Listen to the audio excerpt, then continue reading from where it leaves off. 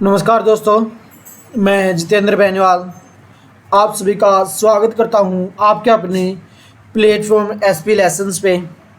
आज का जो हमारा सेशन रहने वाला है वो रहेगा, कुछ हिस्ट्री के हम क्वेश्चन लेके आए हैं, तो आज हम उन पे चर्चा करेंगे। तो एक बार फटाफट से जो क्लास सेशन को देख रहा हो फटाफट से इसको शेयर कर दीजिए। आज जो हमारा सेशन रहने वाला है वो रहेगा हिस्ट्री से रिलेटेड। तो हिस्ट्री के हम कुछ क्वेश्चन लेके आए हैं, यहाँ पे लगभग 15 से 20 हिस्ट्री के क्वेश्चन करने वाले हैं। तो जो क्लास को अभी देख रहा है तो फटाफट से इसको लाइक और शेयर कर दीजिए ताकि हम सेशन को आगे बढ़ा सकें। तो चलिए हम स्टार्ट करते हैं हमारे पहले क्वेश्चन से। और अगर इन क्वेश्चनों की किसी को पीडीएफ चाहिए,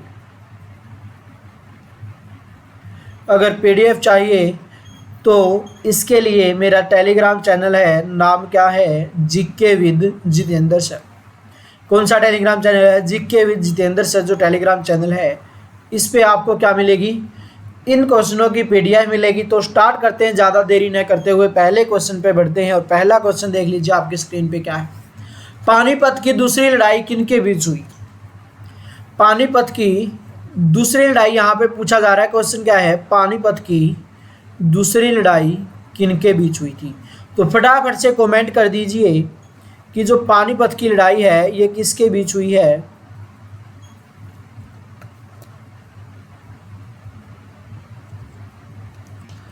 तो पानीपत की जो दूसरी लड़ाई थी, सेकंड बैटल ऑफ पानीपत था, तो ये बैरम खां और हेमू, यहाँ पे वैगम खां लिखा हुआ है लेकिन बैरम खां यहाँ पे आएगा। यहाँ पे अकबर और मिर्जा हकीम आएगा, अकबर और बैरम खां, अकबर और राणा प्रताप। तो बात की जाए पानीपत का जो दूसरा युद्ध हुआ था वो किस किस के बीच हुआ था, इसमें किस किस ने भाग लिया था? एक तरफ तो कौन था? एक तरफ था अकबर, और अकबर का जो नेतृत्व कर रहा था वो नेतृत्व करता कौन था? वो था जी बैरम खां। कौन था? बैरम खां अकबर का नेतृत्व कर रहा था। और दूसरी तरफ कौन था? दूसरी तरफ था जी हेमू। कौन था दूसरी तरफ? हेमू। हेमू विक्रमादित्य के नाम से भी जाना जाता है और हेमू था जो 14वां विक्रमादित्य क्या है, हुआ है। अब बात की जाए इस युद्ध के अंदर कौन पराजित हुआ और कौन जीता, तो पानीपत का जो दूसरा युद्ध था इसमें हेमू क्या हो जाता है? हेमू हार जाता है जी। जीतता कौन है? अकबर इसमें क्या होता है? विजित होता है। अकबर का जो नेतृत्व कर रहा था वो कर रहा था बैरम खां। बात कर ले हम बैरम खां कौन था। तो बैरम खां सेनापति था किसका? हुमायूं का। लेकिन एक क्वेश्चन आता है, हुमायूं से पहले ये बैरम खां किसका सेनापति था? तो हुमायूं से पहले ये ताथ हम्मस का क्या था? सेनापति था दी। और ताथ हम्मस कौन था? ताथ हम्मस था फारस का शासक। अब ये हेमू के पास कैसे आता है? हेमू के पास आता है, इसको कौन लेके आता है? हेमू लेके आता है, लेकिन क्यों लेके आता है? जो काबुल और कंधार थी, दो प्रांत थे, कौन कौन से? काबुल और दूसरा कौन सा था? कंधार। इनकी डिमांड की थी किसने? ताथ हम्मस ने। ताथ हम्मस ने, सॉरी, फारस के शासक ताथ हम्मस ने इनकी डिमांड की थी और बदले में कहा था कि मैं आपको क्या सौंप दूंगा, मेरे पास एक व्यक्ति है जो हजारों व्यक्तियों के बराबर कार्य करेगा, एक तोप के बराबर ये कार्य करता है। और उस व्यक्ति का नाम क्या था? उस व्यक्ति का नाम था बैरम खां। तो काबुल और कंधार हुमायूं सौंप देता है किसको? ताथ हम्मस को। और ताथ हम्मस बदले में बैरम खां को सौंपता है किसको? हुमायूं को। और फिर हुमायूं बैरम खां के नेतृत्व में एक युद्ध लड़ता है और उस युद्ध का नाम क्या है? मच्छीवाड़ा का युद्ध।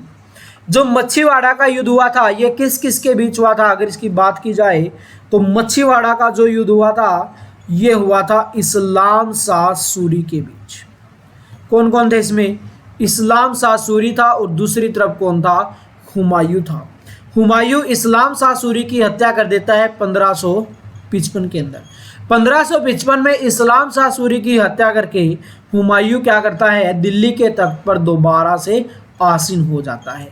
तो अब दोबारा से हिंदुस्तान का बादशाह कौन बन जाता है? हुमायूं बन जाता है, जिसको इस्लाम शाह का जो दादाजी था जिसका नाम क्या था, शेरशाह सूरी, शेरशाह सूरी से भारत से निकाल देता है, इसकी बादशाह छीन ले जाता है। भारत पर एक बार दूसरे अफगानों का क्या हो जाता है, शासन हो जाता है, हुमायूं को यहाँ से भगा दिया जाता है। लेकिन जैसे ही इस्लाम शाह शासक बनता है 1550 के अंदर, तो उसके बाद 1555 में इस्लाम शाह सूरी और हुमायूं के बीच एक युद्ध होता है। युद्ध का नाम क्या है, मच्छीवाड़ा का युद्ध। इस मच्छीवाड़ा के युद्ध में इस्लाम शाह सूरी क्या हो जाता है, मारा जाता है, और हुमायूं क्या हो जाता है, जीत जाता है। तो दोबारा से भारत में एंट्री हो जाती है किसकी, मुगलों की। तो अब दोबारा से मुगल आ जाते हैं दिल्ली पे अधिकार कर लेते हैं। 1555 के अंदर हुमायूं दोबारा से दिल्ली का क्या बन जाता है, शासक बन जाता है। और 1556 के अंदर 1556 के अंदर हुमायूं की लाइब्रेरी की सीढ़ियों से गिरने के कारण क्या हो जाती है, मृत्यु हो जाती है जी। और वो लाइब्रेरी कौन सी थी, वो लाइब्रेरी थी जी शेर मंडल।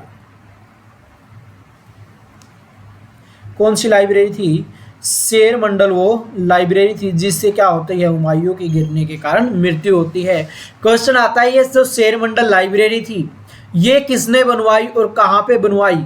ये दिल्ली के अंदर है जी। कहाँ पे है, दिल्ली के अंदर है। कहाँ पे, दीन पनाह नगर के अंदर। और दीन पनाह नगर की स्थापना किसने करवाई थी, हुमायूं ने करवाई थी 1533 के अंदर। और उसी दीन पनाह नगर के अंदर शेरशाह सूरी ने क्या बनाई, शेर मंडल नाम से क्या बनाई थी, लाइब्रेरी बनाई थी जी।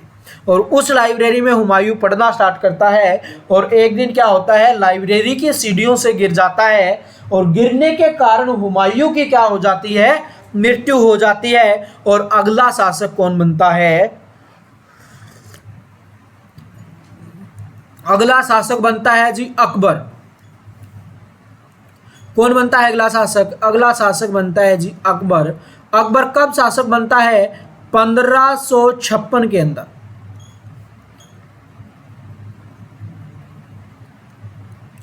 और कब तक रहता है, 1605 के अंदर। 1556 में बनता है और कब तक रहता है, 1605 तक ही रहता है। उसके बाद हम आगे बढ़ते हैं और नेक्स्ट क्वेश्चन देखते हैं कौन सा है। मोहम्मद गोरी कहाँ का शासक था।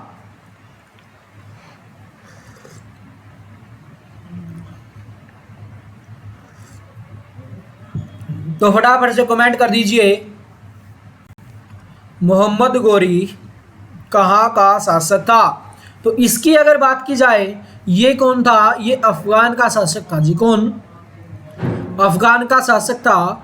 और गजनी वंश का एंड करके क्या बना था, ये शासक बना था। मोहम्मद गोरी वो पहला मुसलमान था जिसने विचार किया था कि मैं क्या करूंगा, भारत पे शासन करूंगा जी। मैं क्या करूंगा, भारत पे शासन करूंगा। किसने, मोहम्मद गोरी ने ये सोचा था। और इसी योजना के तहत 1175 के अंदर मोहम्मद गोरी क्या करता है, मुल्तान पर अटैक करता है। और यहाँ पर क्या हो जाता है, ये जीत जाता है जी। क्या हो जाता है, जीत जाता है। 1175 में भारत पर पहला अटैक और पहली ही जीत किसकी, मोहम्मद गोरी की। अब उसके बाद हम आगे बढ़ते हैं। फिर क्या किया मोहम्मद गोरी ने, 1178 के अंदर पाटन गुजरात पे क्या किया, अटैक किया। कहां पे किया, पंजाब गुजरात के पाटन पर अटैक करता है। और यहाँ पे इससे कौन भिड़ता है, यहाँ पे भिड़ता है जी भीमदेव द्वितीय।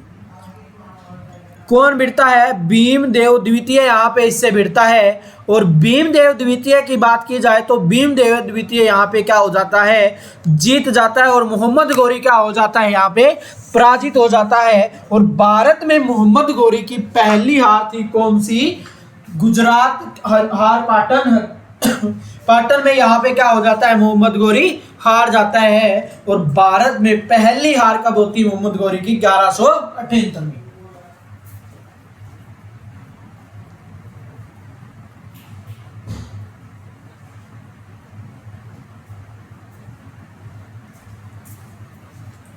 तो अब आगे आगे बढ़े हम, इसके बाद पहली हार तो ये हो जाती है मोहम्मद गौरी की भारत के अंदर, लेकिन उसके बाद मोहम्मद गौरी सरहिंद पे अधिकार करता है, और सरहिंद पे अधिकार करने के बाद पृथ्वीराज चौहान को लगता है कि अब मोहम्मद गौरी क्या करेगा, अब मोहम्मद गौरी दिल्ली की तरफ बढ़ेगा।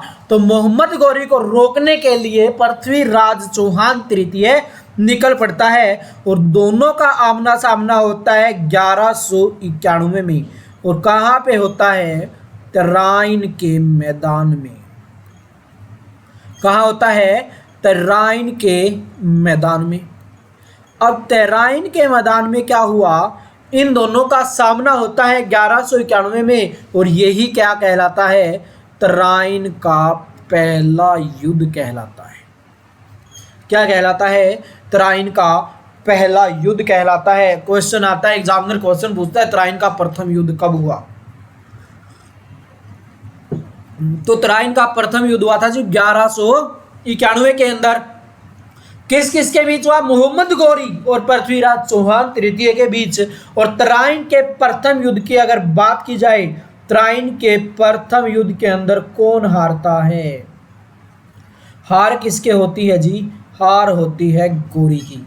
तो यहाँ पे गौरी क्या हो जाता है, हार जाता है तराइन के प्रथम युद्ध में, लेकिन अगले ही साल एक युद्ध फिर होता है 1192 में। 1192 में जो ये युद्ध हुआ, ये कौन सा हुआ, ये हुआ जी तराइन का, कौन सा युद्ध होता है, तराइन का दूसरा युद्ध होता है जी। किस किस के बीच होता है, पृथ्वीराज चौहान और मोहम्मद गौरी के बीच। पृथ्वीराज चौहान और मोहम्मद गौरी के बीच तराइन का क्या हुआ, दूसरा युद्ध हुआ। और बात करी जाए इस युद्ध की, क्या बात की जाए, इस युद्ध की बात करें, इस युद्ध के अंदर जीत किसकी हुई जी, इस युद्ध के अंदर जीत होती है किसकी, मोहम्मद गौरी की। और यहां पे जीतने के बाद 1193 के अंदर दिल्ली को क्या बनाता है मोहम्मद गौरी, अपनी राजधानी बनाता है जी। क्या करता है, दिल्ली को अपनी राजधानी बनाता है कौन, मोहम्मद गौरी। का बनाता है 1193 में। और एग्जामिनर आपसे क्वेश्चन पूछता है, तो वह कौन सा युद्ध था जिसके बाद मोहम्मद गौरी के लिए दिल्ली के रास्ते क्या हो गए थे, खुल गए थे। तो वह कौन सा युद्ध था, फटाफट से बता दीजिए। वो युद्ध था जी तराइन का दूसरा युद्ध। तराइन के दूसरे युद्ध के बाद मोहम्मद गौरी के लिए क्या हो गए थे, दिल्ली के रास्ते क्या हो जाते हैं जी, खुल जाते हैं। उसके बाद हम आगे बढ़ते हैं।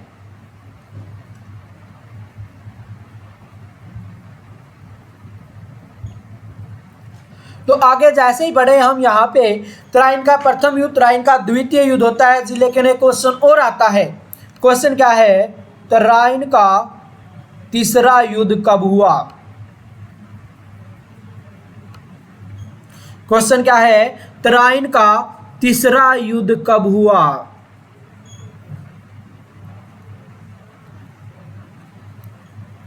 तराइन का तीसरा युद्ध कब होता है। तराइन का तीसरा युद्ध होता है जी 1215 के बीच। 1215 में हुआ, किस किस के बीच हुआ, ये होता है जी यल्दौज और इल्तुतमिश के बीच। किस किस के बीच होता है, यल्दौज और इल्तुतमिश के बीच क्या होता है, तराइन का तीसरा युद्ध। आगे बढ़ते हैं, नेक्स्ट क्वेश्चन देखते हैं। मस्तानी किस शासक की सनम थी, मस्तानी किस शासक की सनम थी। बाजीराव मस्तानी जिसको बोला जाता है, ये किसकी थी, बता दीजिए। तो बाजीराव मस्ताना, नाना साहब, शाहू महाराजा, शेरशाह।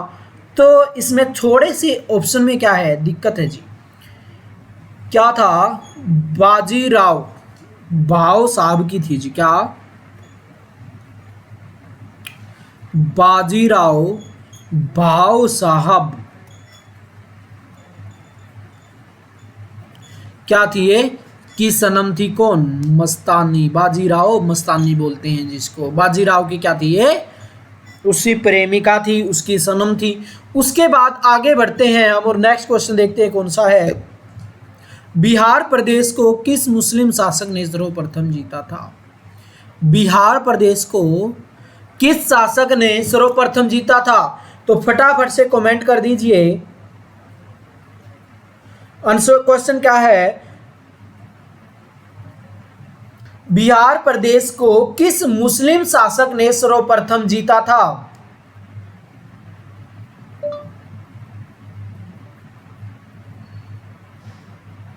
तो फटाफट से कमेंट कर दीजिए। बिहार प्रदेश को किस मुस्लिम शासक ने सर्वप्रथम जीता? बड़ा ही इंपॉर्टेंट क्वेश्चन है। बिहार प्रदेश को किस मुस्लिम शासक ने सर्वप्रथम जीता था? फटाफट से कमेंट कर दीजिए। क्वेश्चन क्या है? फटाफट से कमेंट कर दीजिए। मैं आपका इंतजार कर रहा हूं कौन कौन कमेंट करेगा।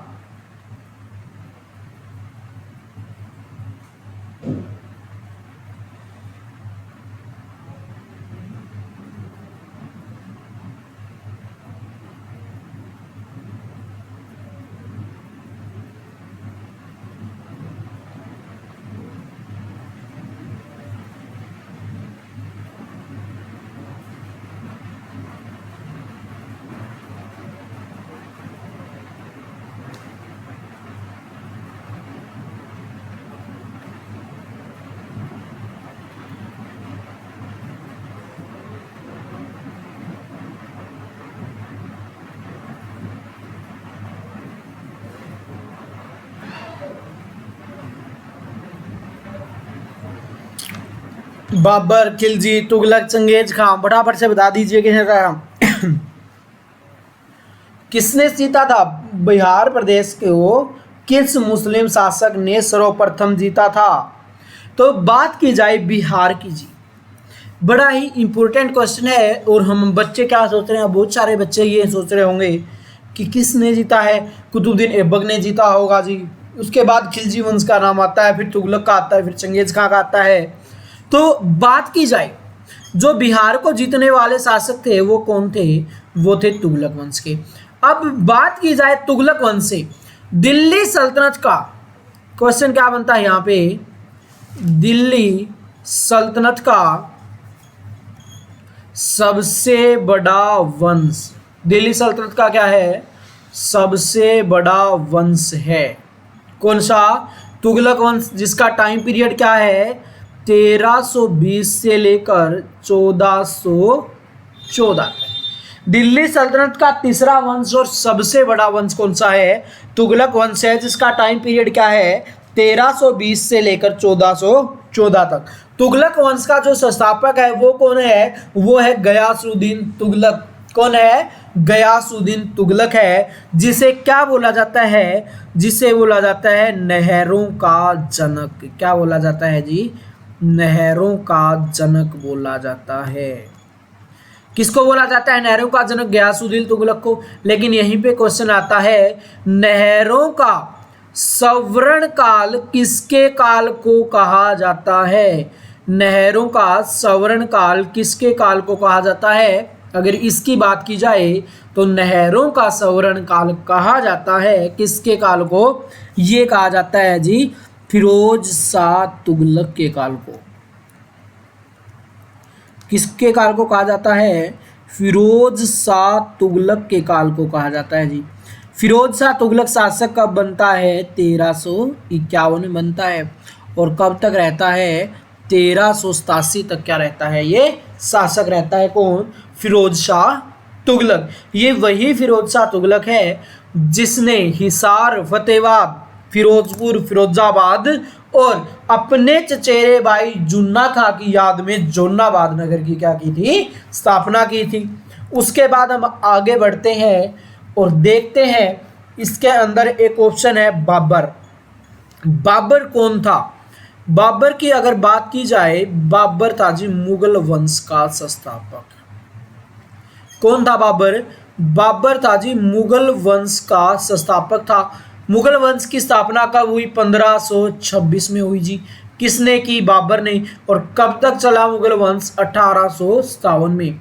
मुगल वंश का पहला शासक कौन था? बाबर था। मुगल वंश का आखिरी शासक कौन था?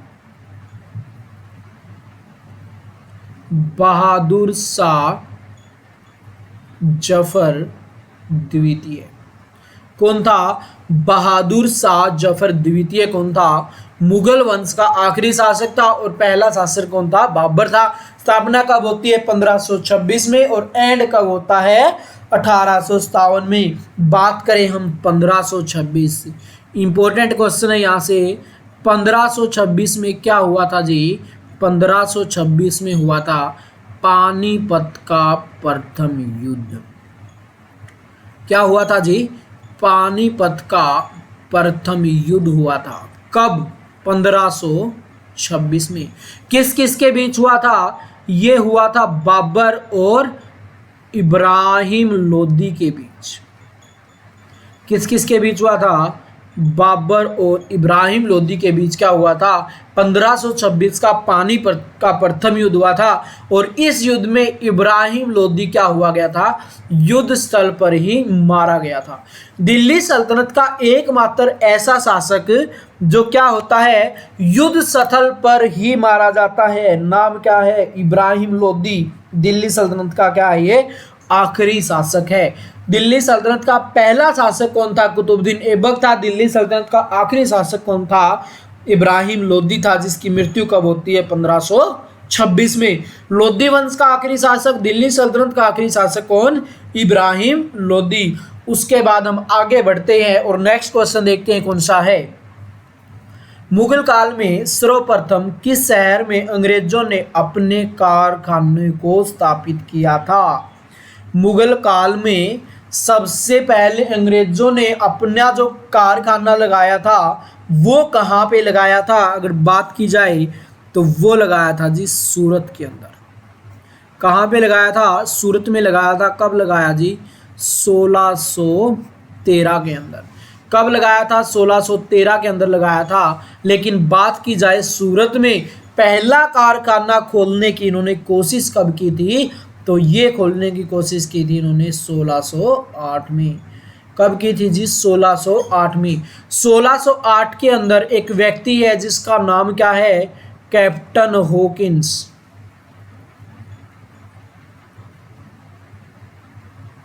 क्या नाम है? कैप्टन हॉकिंस है। बात की जाए यहाँ पे कैप्टन हॉकिंस की, अगर इसकी हम यहाँ पे चर्चा करें, इसकी हम बात करें कैप्टन हॉकिंस की, तो कैप्टन हॉकिंस क्या आया था? मुगल सम्राट कौन था? जहांगीर। इस टाइम पे मुगल बादशाह कौन था? जहांगीर था। जहांगीर के पास क्या करने आया था? ये फरमान पत्र लेने आया था। किसका? व्यापार करने का, कि हम क्या करेंगे? भारत में व्यापार करेंगे। लेकिन कैप्टन हॉकिंस को जहांगीर के द्वारा मना कर दिया गया था। क्यों? क्यों मना कर दिया गया था? अगर इसकी बात की जाए तो मना इसलिए किया गया कि इस टाइम पे बात करें हम पुर्तगालियों की, भारत में आ चुके हैं कब? 1498 में। दूसरी तरफ कौन है? अंग्रेज हैं जो 1600 में एंट्री कर चुके हैं। अब इनकी बात की जाए, इन दोनों के बीच प्रतिस्पर्धाएं चलती हैं और जहांगीर नहीं चाहता कि भारत में कोई भी विवाद हो, इसलिए इनको मना कर देता है हॉकिंस को। लेकिन इसे क्या करता है? हॉकिंस को एक उपाधि देता है। उपाधि कौन सी है? उस उपाधि का नाम क्या है? उस उपाधि का नाम है इंग्लिश खान। कौन सी उपाधि देता है? इंग्लिश खान की उपाधि देता है। किसको? हॉकिंस को। कौन देता है? जहांगीर देता है। कब देता है? 1608 में। और 200 घोड़ों का क्या बना देता है? मनसबदार बना देता है। व्यापार के अधिकार नहीं देता। तो इन्होंने सूरत में कोशिश की थी अपना कारखाना खोलने की, तो जहांगीर अधिकार नहीं देता, तो ये क्या कर देते हैं? बंद कर देते हैं। और कैप्टन हॉकिंस को इंग्लिश खान और 200 घोड़ों का मनसबदार क्या दिया गया था? उसके बाद बात की जाए यहाँ पे, जो ये मनसबदारी प्रथा थी, ये शुरू करने वाला शासक कौन था? ये शुरू करने वाला शासक था अकबर। कौन शासक था? अकबर ये शुरू करने वाला शासक था। मनसबदार प्रथा स्टार्ट की थी कब? 1567 के अंदर। अब बात की जाए यहाँ पे 1613 के अंदर जहांगीर ने एक पद का सृजन किया था, एक पद बनाया था, उस पद का नाम क्या था? उस पद का नाम था जी एलची।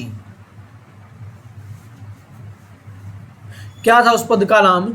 उस पद का नाम था एलची। और एलची का मतलब क्या है? अब जो भी बाहर से भारत में व्यापार करने के लिए आएगा उसको क्या करनी पड़ेगी? पहले मुगल दरबार में क्या देनी पड़ेगी? अपनी सेवाएं देनी पड़ेंगी, उसके बाद वो क्या कर सकता था? भारत में व्यापार कर सकता था।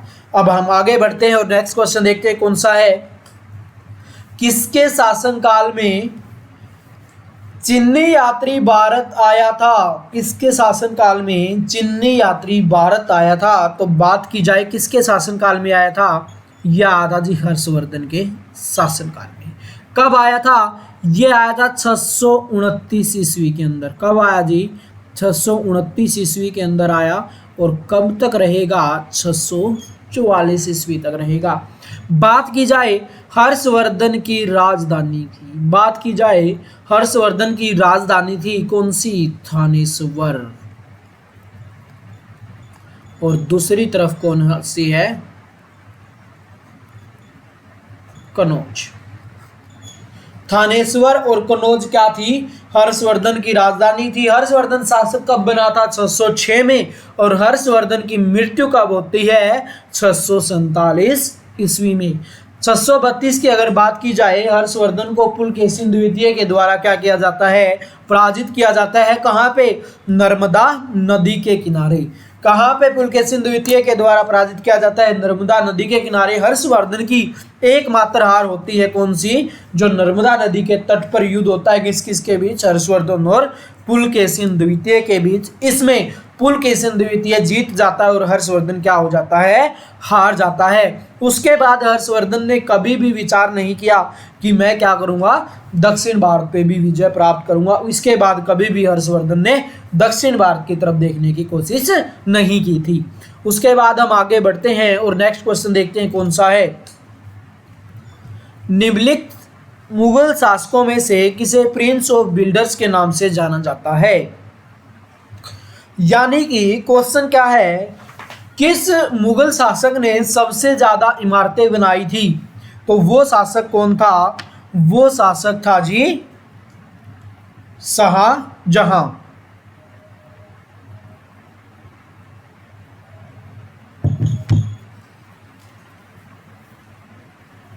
कौन शासक था? शासक था जी शाहजहां। शाहजहां को क्या बोला जाता है? स्थापत्य कला का स्वर्ण काल भी बोला जाता है शाहजहां के काल को। तो ये इसको क्या कहा जाता है? प्रिंस ऑफ बिल्डर्स भी कहा जाता है। उसके बाद हम आगे बढ़े और नेक्स्ट क्वेश्चन देखते हैं कौन सा है। ताजमहल का डिजाइन तैयार करने वाला वास्तुकार कौन था? उस्ताद ईसा खां था। कौन था? उस्ताद ईसा क्या थे? ये इसके वास्तुकार थे जो इसका डिजाइन तैयार किया था। किसका? ताजमहल का। बात की जाए ताजमहल कहाँ पे पड़ता है? ताजमहल पड़ता है जी आगरा के अंदर। कहाँ पे पड़ता है? आगरा के अंदर क्या पड़ता है? ताजमहल पड़ता है।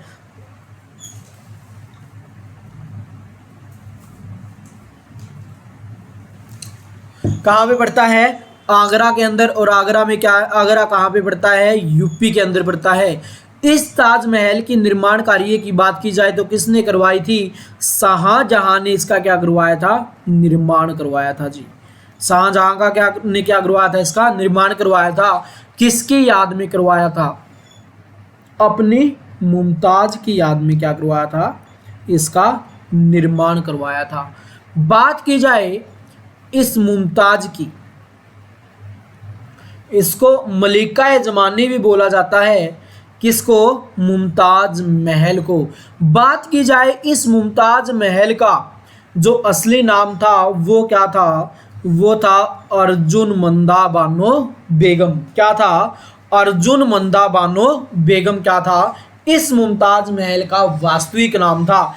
अब बात करें अर्जुनमंदा बानो बेगम की, जो मृत्यु होती है वो कब होती है? वो होती है 1632 के अंदर। कब होती है? 1632 के अंदर। और कैसे होती है? पार्श्व पीड़ा के कारण। जब ये 14वें बच्चे को जन्म दे रही थी तो उस टाइम पे क्या हो जाती है? इस मुमताज महल की क्या हो जाती है? मृत्यु हो जाती है। और जैसे ही मुमताज महल की मृत्यु होती है तो शाहजहां इसकी याद में क्या बनवाता है? ताजमहल बनवाता है। कहा जाता है कि शाहजहां मुमताज से क्या करता था? बेइंतहा मोहब्बत करता था। इतनी मोहब्बत करता था शाहजहां इससे कि जैसे ही मुमताज महल की मृत्यु होती है, मृत्यु होते ही मुमताज महल की छोटी बहन से शाहजहां क्या कर लेता है? शादी कर लेता है। उसके बाद हम आगे बढ़ते हैं और नेक्स्ट क्वेश्चन देखते हैं कौन सा है। सम्राट अकबर ने निम्नलिखित में से किस महल का निर्माण फतेहपुर सीकरी में करवाया था? क्वेश्चन क्या है? निम्नलिखित में से किसका निर्माण फतेहपुर सीकरी में करवाया था? तो इसकी अगर बात की जाए फतेहपुर सीकरी के निर्माण की, तो कहाँ पे फतेहपुर सीकरी में किसका निर्माण करवाया था जी? ये करवाया था पंचमहल का। किसका करवाया था जी? पंचमहल का निर्माण करवाया था। किसने? अकबर ने।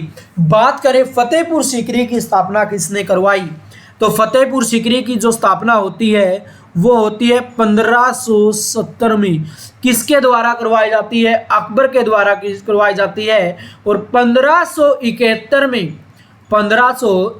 में क्या होता है? इस फतेहपुर सीकरी को अपनी राजधानी बनाता है कौन? अपनी राजधानी बनाता है जी इसे अकबर। क्या बनाता है? अकबर इसे अपनी क्या बनाता है? राजधानी बनाता है। कब?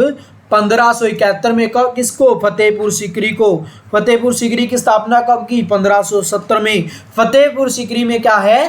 पंचमहल है। क्या है फतेहपुर सीकरी में? पंचमहल है और बुलंद दरवाजा है। उसके बाद हम आगे बढ़ते हैं और नेक्स्ट क्वेश्चन देखते हैं। कुतुब मीनार के पास लोहा स्तंभ, क्वेश्चन क्या है? कुतुब मीनार के पास लोहा स्तंभ किस राजा ने बनवाया था? कुतुब मीनार के पास लोहा स्तंभ किस राजा ने बनवाया था? तो ये बनवाया था जी चंद्रगुप्त द्वितीय ने। किसने बनवाया था? चंद्रगुप्त द्वितीय ने क्या बनवाया था? लोहे स्तंभ बनाया था। और बात करें हम, लगभग 4वीं शताब्दी में इसको बनाया गया और इस स्तंभ पर आज तक भी क्या नहीं हुआ है जी? जंग नहीं लगा है। क्या नहीं हुआ है? आज तक भी इस पे जंग नहीं लगा है। किस पे? लोहे स्तंभ पे, जो कहाँ पे है? कुतुब मीनार के पास है। अब बात कर लेते हैं जी कुतुब मीनार की। किसकी बात करते हैं हम? कुतुब मीनार की। कुतुब मीनार का जो निर्माण कार्य शुरू हुआ था वो हुआ था जी 1192 के अंदर। खत्म होने की बात करें अगर, तो इसका जो निर्माण कार्य पूरा करवाया गया और शुरू करवाया गया किस किस के बीच? तो कुतुब मीनार का निर्माण कार्य शुरू कब हुआ? 1192 में। किसके द्वारा करवाया गया था? ये करवाया गया था जी कुतुबुद्दीन ऐबक के द्वारा। किसके द्वारा करवाया गया जी? कुतुबुद्दीन ऐबक के द्वारा क्या करवाया गया था? निर्माण कार्य पूरा करवाया गया था। कब? कुतुब मीनार का निर्माण कार्य 1192 में शुरू किया गया था। और कुतुबुद्दीन ऐबक ने किसकी याद में शुरू किया था? बख्तियार काकी की याद में। अपने गुरु बख्तियार काकी की याद में क्या किया था? कुतुब मीनार का निर्माण कार्य शुरू किया था। किसने? कुतुबुद्दीन ऐबक ने। और इस कुतुब मीनार का जो निर्माण कार्य पूरा करवाता है वो कौन करवाता है? वो करवाता है जी इल्तुतमिश। कौन करवाता है पूरा? इल्तुतमिश करवाता है। लेकिन बात करें यहाँ पे, इसकी 4थी मंजिल गिर जाती है और उसके बाद 4थी और 5वीं मंजिल बनवाता है कौन? फिरोज शाह तुगलक। वो फिरोज शाह तुगलक जिसने भारत में मुसलमानों से ब्राह्मणों से क्या वसूला था? जजिया कर वसूला था। अब जजिया कर पे आ जाओ। जजिया कर से भी बहुत सारे क्वेश्चन आते हैं, तो जजिया कर के सारे एक एक करके हम सारे क्वेश्चनों को सोल्व कर लेते हैं कि कौन कौन से जजिया कर से क्वेश्चन आते हैं। सबसे पहले क्वेश्चन, जजिया कर किससे वसूला जाता है?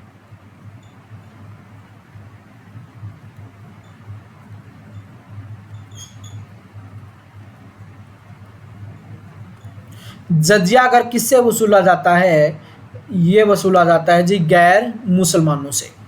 अब बात की जाए भारत में सबसे पहले जजिया कर किसके द्वारा लगाया गया। भारत में सबसे पहले जजिया कर लगाया गया था जी मोहम्मद बिन कासिम के द्वारा। किसके द्वारा लगाया गया जी, मोहम्मद बिन कासिम के द्वारा क्या किया गया, भारत में पहली बार जजिया कर लगाया गया जी। क्या किया गया था, भारत में पहली बार जजिया कर किसके द्वारा लगाया गया था जी, मोहम्मद बिन कासिम के द्वारा। अब हम आगे बढ़ते हैं और उसके बाद बात करें, इस मोहम्मद बिन कासिम ने भारत में जजिया कर लगाया पहली बार, लेकिन ब्राह्मणों से, बुजुर्गों से, विधवाओं से कभी नहीं लिया। लेकिन जैसे ही फिरोज शाह शासक बनता है, इसने ना तो बुजुर्गों को छोड़ा, ना विधवाओं को छोड़ा और ना ही ब्राह्मणों को छोड़ा। तो इसलिए क्वेश्चन पूछा जाता है, भारत में जजिया कर ब्राह्मणों पर किसने लगाया, तो ब्राह्मणों पर लगाने वाला एकमात्र शासक था फिरोज शाह तुगलक। उसके बाद हम आगे बढ़े, बात करें हम ब्राह्मणों पर लगा दिया। अब क्वेश्चन आता है, जजिया कर को बंद किसके द्वारा किया गया था, तो बंद किया गया था जी किसके द्वारा, अकबर के द्वारा। लेकिन औरंगजेब के द्वारा क्या कर दिया गया, दोबारा से भारत में क्या कर दिया गया था, जजिया कर लगा दिया गया था। अब हम आगे बढ़ते हैं और नेक्स्ट क्वेश्चन देखते हैं कौन सा है। जब तक फटाफट से लाइक और शेयर कर दीजिए, इनको ज़्यादा से ज़्यादा इस सेशन को शेयर कर दीजिए, ताकि जितने ज़्यादा बच्चे होंगे इतना ही क्या होते जाएंगे, क्वेश्चनों में मज़ा आता जाएगा, इतने ही अच्छे अच्छे क्वेश्चन आपके सामने आपकी स्क्रीन पे शो होते रहेंगे। तो इनको ज़्यादा से ज़्यादा लाइक और शेयर कर दीजिए, ताकि पढ़ने में भी और पढ़ाने में भी क्या सके, मज़ा आ सके। तो अब हम आगे बढ़ते हैं और नेक्स्ट क्वेश्चन देखेंगे हमारे स्क्रीन पे कौन सा है।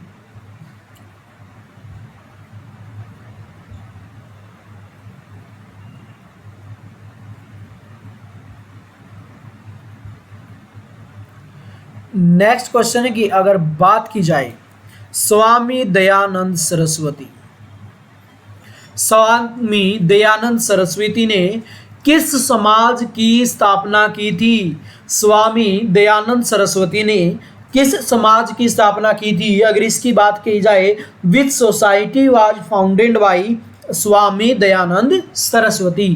कौन से समाज की स्थापना की थी, ब्रह्म समाज की थी, आर्य समाज की थी, प्रार्थना समाज की थी, या दयानंद वैदिक समाज की थी। तो फटाफट से कमेंट कर दीजिए जिसको इसका आंसर पता है।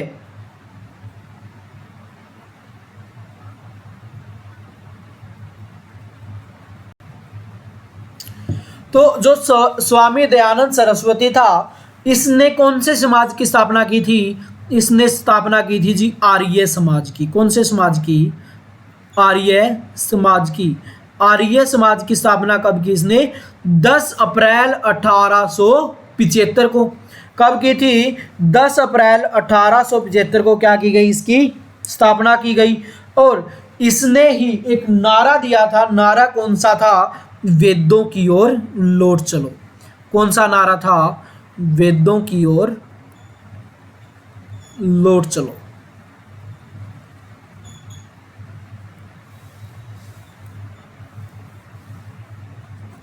कौन सा नारा दिया जिसने 1875 में वेदों की ओर लौट चलो, किसने दिया, स्वामी दयानंद सरस्वती ने। कौन से समाज की स्थापना की, 10 अप्रैल 1875 को किसकी स्थापना की थी, आर्य समाज की स्थापना की थी। किसने, स्वामी दयानंद सरस्वती ने। अब आगे बढ़ते हैं और नेक्स्ट क्वेश्चन देखते हैं कौन सा है। प्रथम भारतीय साम्राज्य स्थापित किया गया था, कनिष्क के द्वारा, हर्ष के द्वारा, समुद्रगुप्त के द्वारा, या चंद्रगुप्त मौर्य के द्वारा। तो बात की जाए, प्रथम भारतीय साम्राज्य की स्थापना करने वाला कौन था, तो चंद्रगुप्त मौर्य था। कौन था, चंद्रगुप्त मौर्य।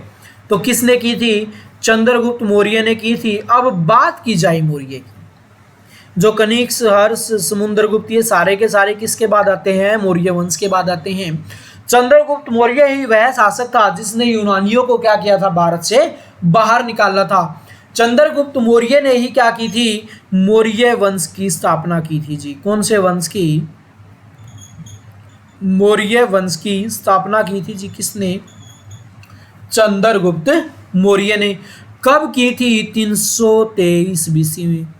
किसको पराजित करके की थी, मगध का राजा था कौन, धनानंद। धनानंद को पराजित करके मगध पर अधिकार किया था किसने, चंद्रगुप्त मौर्य ने। और चंद्रगुप्त मौर्य ने ही क्या किया था, अखंड भारत का निर्माण किया था। मतलब एक ही छत्र के नीचे क्या होगा, सारा भारत, सारा देश क्या करेगा, भारतवर्ष वर्क करेगा। एक ही क्या होगा, पूरे भारतवर्ष का राजा होगा। वो कौन था, वो था चंद्रगुप्त मौर्य।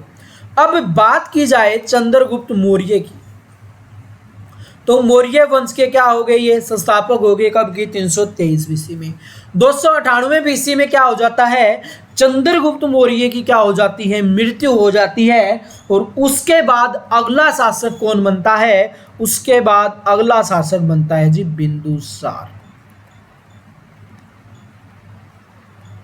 कौन शासक बनता है, बिंदुसार शासक बनता है। और बिंदुसार के पुत्र थे कितने, 100 पुत्र थे किसके, बिंदुसार के। 100 पुत्रों को इसने जन्म क्यों दिया, क्योंकि अगर बात की जाए जो चंद्रगुप्त मौर्य था, इसका एक प्रधानमंत्री, एक इसका गुरु था। गुरु कौन था, वो था चाणक्य। कौन था, चाणक्य इसका गुरु था। इस चाणक्य ने क्या किया, एक अर्थशास्त्र बुक लिखी। कौन सी बुक लिखी थी, एक अर्थशास्त्र नामक बुक लिखी थी जी। और उस अर्थशास्त्र बुक में सारा का सारा किसके बारे में बता रखा था, राजनीति के बारे में बता रखा था। इसी अर्थशास्त्र बुक में चाणक्य ने लिखा था कि कभी पड़ोसी का जो पड़ोसी है वो कभी भी क्या नहीं हो सकता, हमारा मित्र नहीं हो सकता। और देखा जाए तो हमारे दो पड़ोसी हैं, कौन से, पाकिस्तान और चाइना। दोनों ही क्या है, हमारे दुश्मन है, क्योंकि दोनों ही हमारे क्या हैं, पड़ोसी हैं। अब बात की जाए जो चाणक्य ने ये अर्थशास्त्र बुक क्यों लिखी, इसके पीछे का लिखने का रीजन क्या था। चाणक्य ने विचार किया कि आज चंद्रगुप्त मौर्य जो शासक कर रहा है, ये क्या है, योग्य शासक है। हो सकता है कल को इसके आने वाले वंशज क्या ना हो, योग्य ना हो, और मैं रहूं या ना रहूं, लेकिन मैं क्या करूंगा, एक बुक लिखूंगा जिसको पढ़कर क्या करेंगे, आने वाले जो चंद्रगुप्त मौर्य के वंशज होंगे वो क्या कर सकेंगे, वो अपने वंश को आगे बढ़ा सकेंगे, अपने शासन को चला सकेंगे। और वो अर्थशास्त्र बुक पढ़ ली किसने, बिंदुसार ने।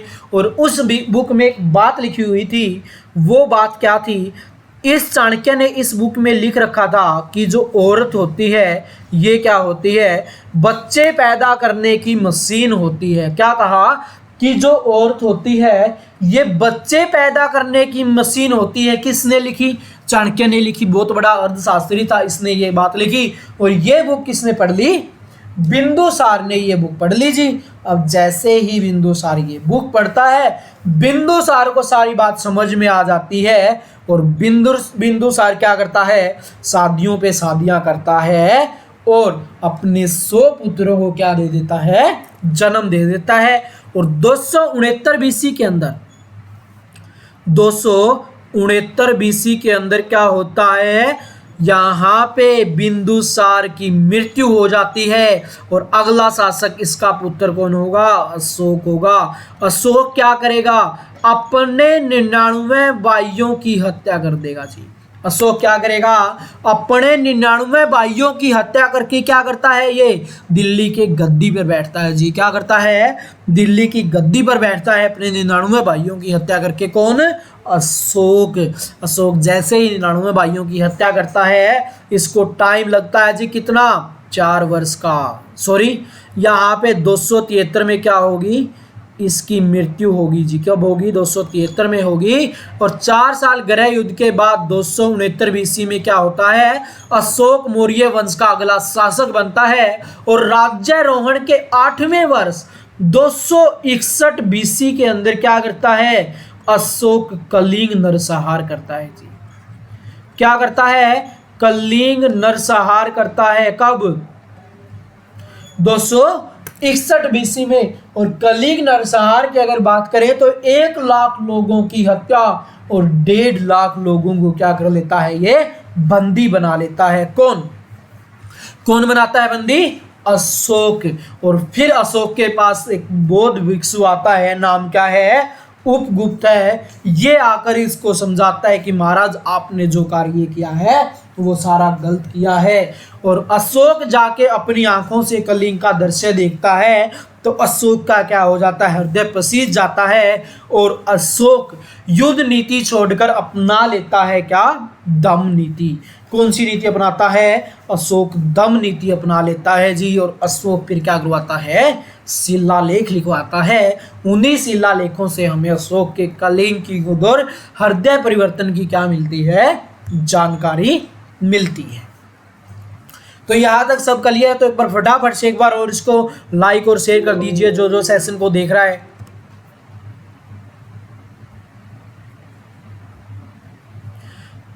उसके बाद हम आगे बढ़ते हैं और नेक्स्ट क्वेश्चन देखते हैं कौन सा है।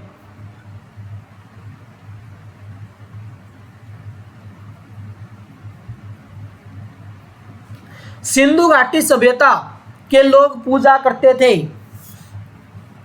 क्वेश्चन ध्यान दे लीजिए। सिंधु घाटी सभ्यता के लोग पूजा करते थे। तो सिंधु घाटी सभ्यता के लोग किसकी पूजा करते थे बात की जाए तो ये करते थे जी पशुपतिनाथ की। किसकी पूजा करते थे? पशुपतिनाथ की पूजा करते थे। क्वेश्चन पूछा जाता है जो सिंधु घाटी सभ्यता था ये कैसा वो था, कैसा राज्य था? अगर इसकी बात की जाए तो ये क्या था? एक मातृ प्रधान था जी। क्या? मातृ प्रधान। यानी कि ये किसको मानते थे? ये माता को ज्यादा क्या देते थे? महत्व देते थे। बात करें सिंधु घाटी सभ्यता का जो टाइम पीरियड है, टाइम पीरियड की अगर बात करें सिंधु घाटी सभ्यता का तो 2500 बीसी से लेकर कब तक?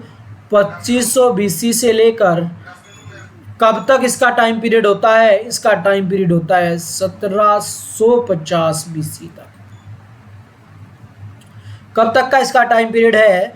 2500 बीसी से लेकर 1750 तक सिंधु घाटी सभ्यता का क्या है? टाइम पीरियड है। सिंधु घाटी सभ्यता को हम किस किस नाम से जानते हैं? अगर नामों की बात की जाए तो सिंधु घाटी सभ्यता को हम सिंधु घाटी सभ्यता, हड़प्पा घाटी सभ्यता, सरस्वती सभ्यता, कांस्य युगीन सभ्यता और प्रथम नगरीय सभ्यता के नाम से हम इसको जानते हैं।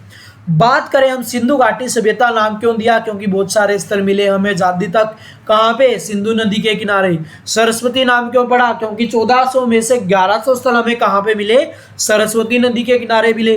कांस्य युगीन क्यों बोला गया? क्योंकि ये लोग सबसे ज्यादा किसका प्रयोग करते थे?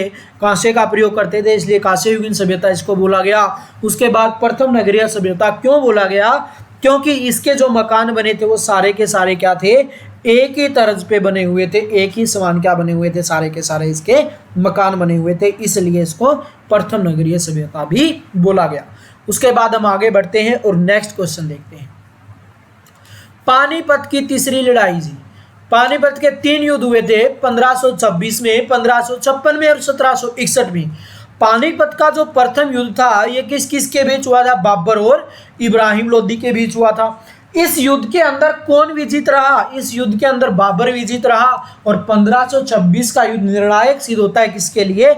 मुगलों के लिए। और 1526 में क्या हो जाती है? मुगलों की नींव पड़ जाती है भारत में। उसके बाद बात की जाए 1556 की, पानीपत का दूसरा युद्ध होता है अकबर और हेमू के बीच। किसके बीच होता है? अकबर और हेमू के बीच होता है कौन सा? पानीपत का दूसरा युद्ध। इस युद्ध में कौन विजित हो जाता है जी? इस युद्ध में अकबर विजित होता है। और अकबर का नेतृत्व किसने किया था? बैरम खान ने किया था। उसके बाद बात की जाए 1761 की। 1761 का एक युद्ध होता है पानीपत का तीसरा युद्ध। किस किस के बीच? अहमद शाह अब्दाली और मराठों के बीच। तीसरे युद्ध में कौन जीतता है? तीसरे युद्ध में जीतता है जी अहमद शाह अब्दाली और मराठे क्या हो जाते हैं? पराजित हो जाते हैं। तो पानीपत का तीसरा युद्ध कब हुआ जी? पानीपत का तीसरा युद्ध हुआ 1761 के अंदर। उसके बाद नेक्स्ट क्वेश्चन, मुगल साम्राज्य की नींव किस लड़ाई के बाद मानी जाती है? अभी हमने पिछले क्वेश्चन में ही किया था, पानीपत की प्रथम लड़ाई। पानीपत की प्रथम लड़ाई में जब बाबर जीतता है तो वो क्या करता है? 1526 में मुगल वंश की स्थापना कर देता है जी। उसके बाद हम आगे बढ़ते हैं और नेक्स्ट क्वेश्चन देखते हैं कौन सा है। बक्सर का युद्ध कब आरंभ हुआ? बक्सर का युद्ध कब आरंभ हुआ? तो आरंभ होने की बात करें हम, जो इसकी शुरुआत हुई थी वो हुई थी जी 1763 के अंदर। ये आरंभ पूछा जाए कि कब आरंभ हुआ, लेकिन पूछा जाए बक्सर का युद्ध हुआ कब, तो क्या आएगा? 1764 आएगा। क्योंकि कई एक दो बार क्वेश्चन आया हुआ है, जब 1764 बुक में ऑप्शन में नहीं था तो उस टाइम पे हमने टिक करना पड़ा था क्या? 1763।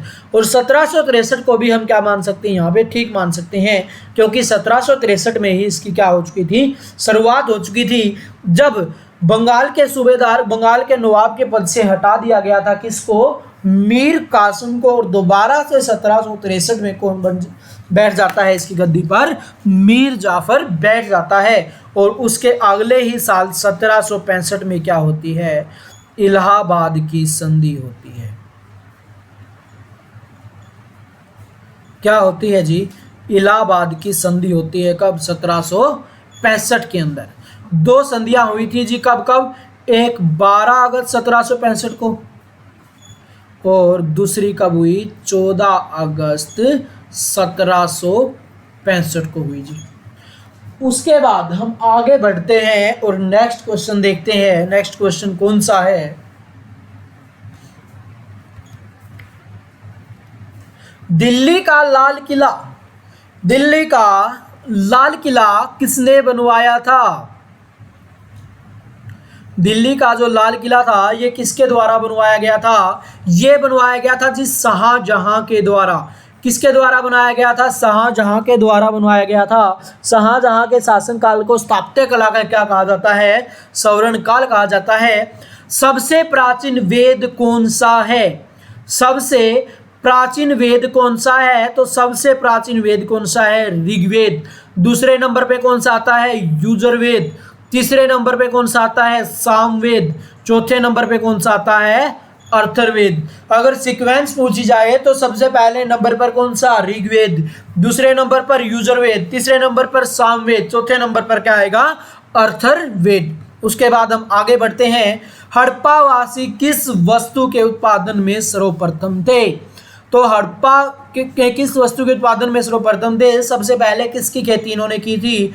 इन्होंने कपास की खेती की थी जी, हड़प्पा वासियों ने सबसे पहले। बात की जाए दुनिया के अंदर कपास का जो उत्पादन करने वाले थे कौन थे? वो भारतीय थे। कौन से? सिंधु घाटी सभ्यता वालों ने क्या की थी? दुनिया में, विश्व में सबसे पहले कपास का उत्पादन किया था, कपास को उगाया था। सिकंदर ने भारत पर कब आक्रमण किया? बड़ा ही इंपॉर्टेंट क्वेश्चन है। सिकंदर ने भारत पर कब आक्रमण किया? तो सिकंदर ने भारत पर आक्रमण किया था जी 326 ईस्वी में। कब किया था? 326 ईस्वी में क्या किया था? सिकंदर ने भारत पर आक्रमण किया था जी। अब सिकंदर ने भारत पर आक्रमण किया कब? 326 में।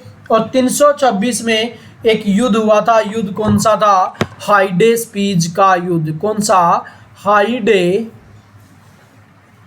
का युद्ध हुआ। इसी को हम क्या बोलते हैं? झेलम का युद्ध बोलते हैं। इसी को क्या बोलते हैं? वितिस्ता का युद्ध बोलते हैं। किस किस के बीच हुआ था? ये हुआ था राजा पोरस और सिकंदर के बीच। इस युद्ध में कौन पराजित होता है? इस युद्ध में पराजित होता है जी राजा पोरस। उसके बाद नेक्स्ट क्वेश्चन देखते हैं कौन सा है। हाँ जी, आज हमने हिस्ट्री के 20 इंपॉर्टेंट क्वेश्चन किए जो हर बार क्या पूछे जाते हैं? एग्जाम में पूछे जाते हैं। तो आज के सेशन को हम यहीं पे ड्रॉप करते हैं। अगर किसी का कोई डाउट है तो फटाफट से कमेंट कर दीजिए और ज़्यादा से ज़्यादा इस सेशन को क्या कर दीजिए? शेयर कर दीजिए। और एक बार फिर मैं बताना चाहता हूं कि अगर किसी को पीडीएफ चाहिए तो मेरा टेलीग्राम चैनल है जीके विद जितेंद्र सर, यहाँ से आप क्या कर सकते हो? इन क्वेश्चनों की पीडीएफ हासिल कर सकते हो। तो आज के सेशन को हम यहीं पे रोकते हैं। आज के लिए इतना ही। Bye bye.